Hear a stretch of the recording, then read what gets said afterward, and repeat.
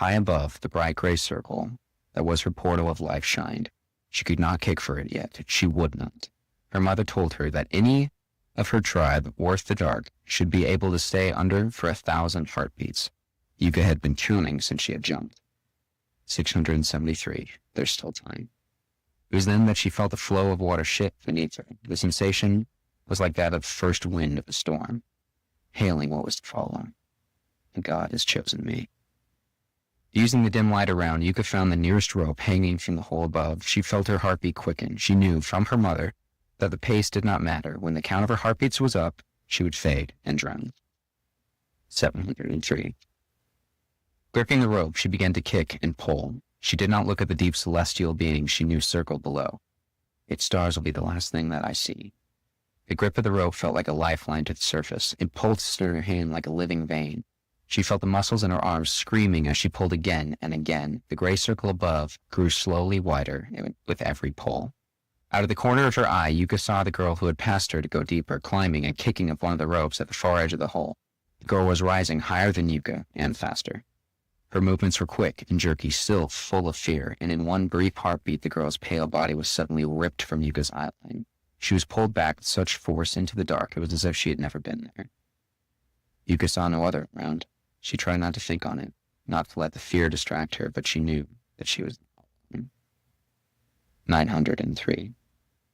The gray light from the hole above had turned to a bright silver. You could almost imagine feeling the heat from the light of the surface on her arms as she pulled and pulled. She could not have been more than 10 pulls from the top when she felt the rope slacken. In an instant, the rope became nothing in her hands. The dead vein fell through her fingers and sunk, followed by the loose pike that had stuck in the ice of the surface. The realization of what had happened to her, and that what would happen to her next, fell upon Yuka in a strange, sickly meanness. She was about to be given to the black for her people, to feed what fed them, and make herself one with the cycle of the deep mother. My mother fed the green, now I feed the black. She looked down. Below was a deep, eternal night. Not a fleck of the surface stars came for her. 2 bright, translucent eyes crowned a multitude of glimmering white teeth in the gray light. She could just begin to see the black outline of the wide wings on either side of the great maw. The lurker had a 3rd wing, like all females did. On top, just a little ways down, its great head was rotating slightly as it rose to meet her. Its movements were perfect, effortless, beautiful. Dance. With the god. 974. Yuka twisted her body, barely thinking. She wasn't even sure if she was trying to live. She brought her legs up under her and spun in the water, eyes closed. She reached out. Fingers felt thick, oily flesh. She gripped and felt the force that threatened to rip her arms from her body and her lungs from her chest. Her entire being surged upward. Light loomed around the corners of her eyes. 998. In a strange moment, sound crashed through her ears like a boulder through ice.